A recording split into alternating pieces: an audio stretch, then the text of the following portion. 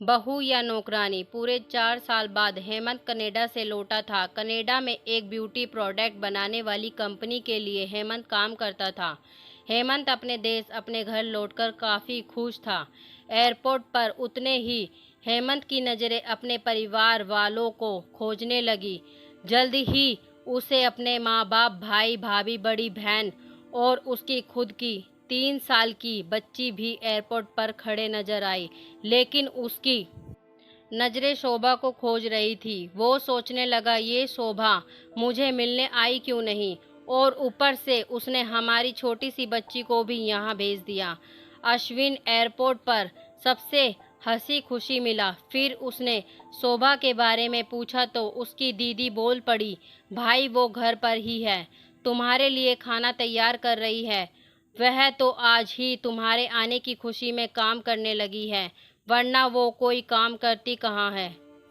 अश्विन ने अपनी बेटी को प्यार से उठा लिया, लेकिन उसकी बेटी उसे देखकर रोने लगी। लाओ मुझे दो बच्ची को, वह तुम्हें काफ़ी दिनों बाद देख रही है ना, इसलिए पहचान नहीं पा रही होगी।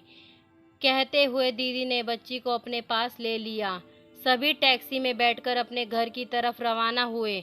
अश्विन अपने परिवार से मिलकर खुश था, लेकिन ये बात कि शोभा उसे एयरपोर्ट पर मिलने नहीं आई, उसे काफ़ी परेशान कर रही थी।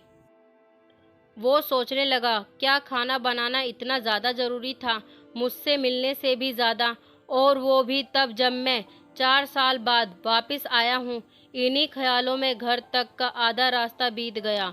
अब उसकी बच्ची उसे देखकर रो नहीं रही थी, इसलिए अश्विन उसके साथ खेलने लगा। बाकी का आधा रास्ता भी खत्म हुआ और सब घर पहुंच गए। गाड़ी की आवाज़ सुनकर शोभा बालकनी में आकर खड़ी हो गई और अश्विन की तरफ देखने लगी। अश्विन भी जैसे ही गाड़ी से उतरा, उसने पहले दरवाजे की तरफ और बाद में बालकनी की तरफ नजरें घुमाई, जैसे वह शोभा को ही देखना चाहता हो। अश्विन से नजरें मिलते ही शोभा के चेहरे पर मुस्कान झलक पड़ी। अश्विन भी उसे देखकर हल्के से मुस्कुरा दिया।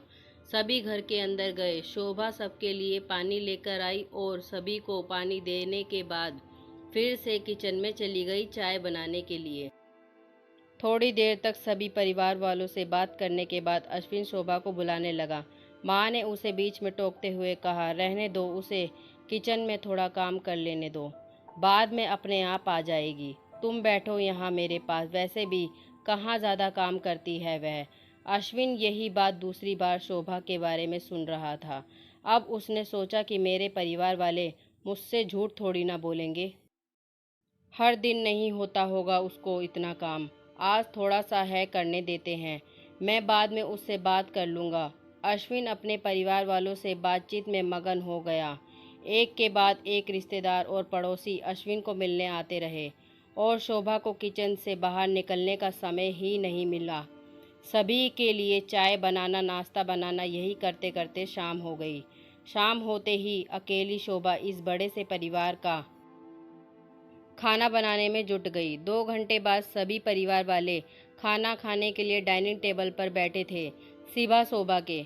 अश्विन चाहता था कि शोभा भी उसके साथ बैठकर खाना खाए, लेकिन फिर माँ ने कहा, अगर वह भी खाना खाने बैठ जाएगी तो सबको परोसेगा कौन।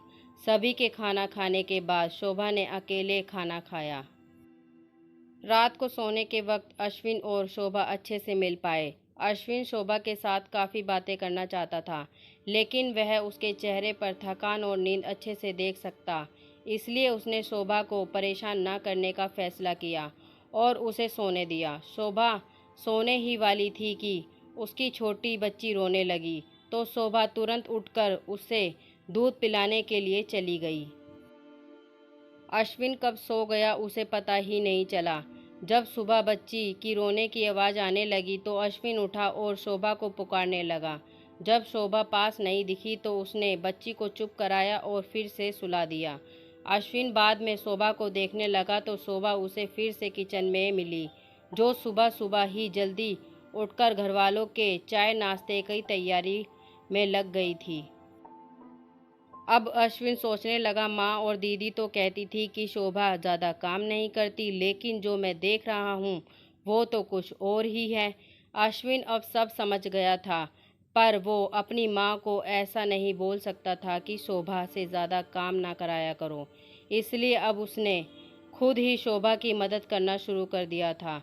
अश्विन के हाथ बटाने से शोभा को थोड़ा अच्छा लगने लगा था। पहले जहां उसका चेहरा थकान से उतरा रहता था, अब उस पर थोड़ी थोड़ी चमक आने लगी थी। अश्विन ने कुछ दिनों में ही यह महसूस कर लिया था कि शोभा अब वो शोभा नहीं रही थी जिसे अश्विन शादी करके लाया था।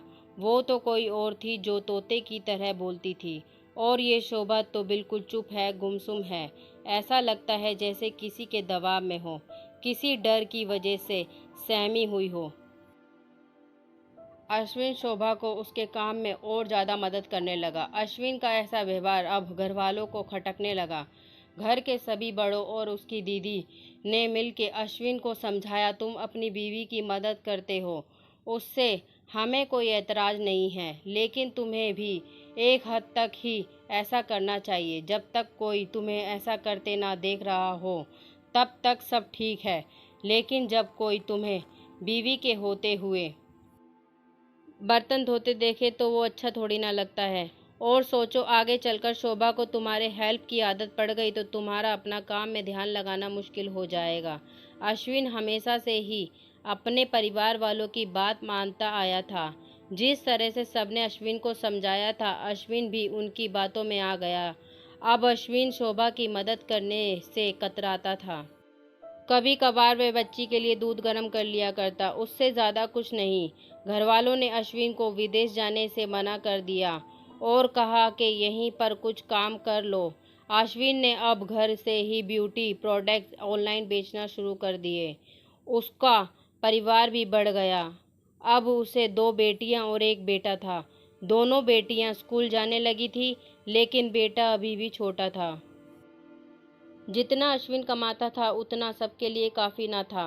काफ़ी सोच विचार करने के बाद अश्विन ने यह फैसला किया कि वह अब शोभा के साथ शहर में जाकर रहेगा, जहां पर शोभा भी काम कर पाएगी और वह घर से ही अपने ब्यूटी प्रोडक्ट बेचना शुरू रखेगा। इस तरह से वे अपने पैसों की तंगी को पूरा करेंगे। परिवार वालों ने भी अश्विन को इजाज़त दे दी। अश्विन चाहता था कि माँ भी उसके साथ रहे, लेकिन माँ को शहर में आना मंजूर न था। माँ बड़े भाई के साथ रहने लगी शहर में। अब शोभा नौकरी करती और अश्विन घर से ही ऑनलाइन अपने प्रोडक्ट बेचता। कई साल ऐसे ही बीत गए। शोभा घर का काम और बाद में बाहर का काम करके पहले से भी ज़्यादा थकी थकी रहने लगी। परिवार वालों की अश्विन के दिमाग में डाली बातें अभी भी उस पर असर करती थी। वह यहाँ पर भी शोभा का हाथ नहीं बटाया करता था। अश्विन अब दिन रात अपने प्रोडक्ट बेचने में ही मशरूफ़ रहता। कभी कभी शोभा उससे कहती कि मुझे अच्छा नहीं महसूस हो रहा है, मुझे डॉक्टर के पास ले चलो। वो हाँ कह देता, लेकिन अपने काम में इतना खो जाता कि कभी उसको डॉक्टर के पास लेकर ही नहीं जाता। शोभा तो बीमार थी, लेकिन एक बार अश्विन बहुत ज़्यादा बीमार हो गया। इतना बीमार हो गया कि उसे अस्पताल में भर्ती करवाना पड़ा। अस्पताल में अश्विन के पास सिर्फ शोभा थी और कोई नहीं। इतना बीमार होने के बाद भी उसके परिवार वाले सिर्फ उससे मिलकर वापस अपने घर चले गए थे। उसका सहारा बनने के लिए, उसकी तकलीफ बांटने के लिए कोई भी उसके साथ नहीं था। बिस्तर पर पड़े और शारीरिक तकलीफ से गुजर रहे अश्विन को अपनों का ऐसा व्यवहार बहुत तकलीफ दे रहा था। फिर वह सोचता कि उसने भी तो शोभा के साथ जिंदगी भर यही किया है। क्या वो शोभा का जीवन साथी सिर्फ नाम का ही तो नहीं था? जब साथ देने की बारी आती थी तो उसने दूसरों के बहकावे में आकर उससे किनारा कर लिया था। यहाँ तक कि शोभा के खुद अपने मुंह से कहने के बाद भी उसकी तकलीफ को वो नज़रअंदाज करता आया था।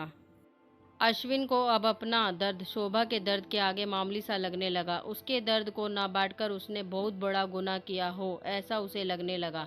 पछतावे के आंसू अश्विन की आंखों से बहने लगे। उसने अपनी सारी गलतियों और गुनाहों के लिए शोभा से माफ़ी मांगी। जीवन साथी का मतलब होता है जीवन के हर उतार चढ़ाव में, जीवन के हर मोड़ में जो साथ दे। साथ होने और साथ देने में उतना ही फ़र्क होता है जितना सिर्फ वादा करने में और सचमुच वादा निभाने में होता है।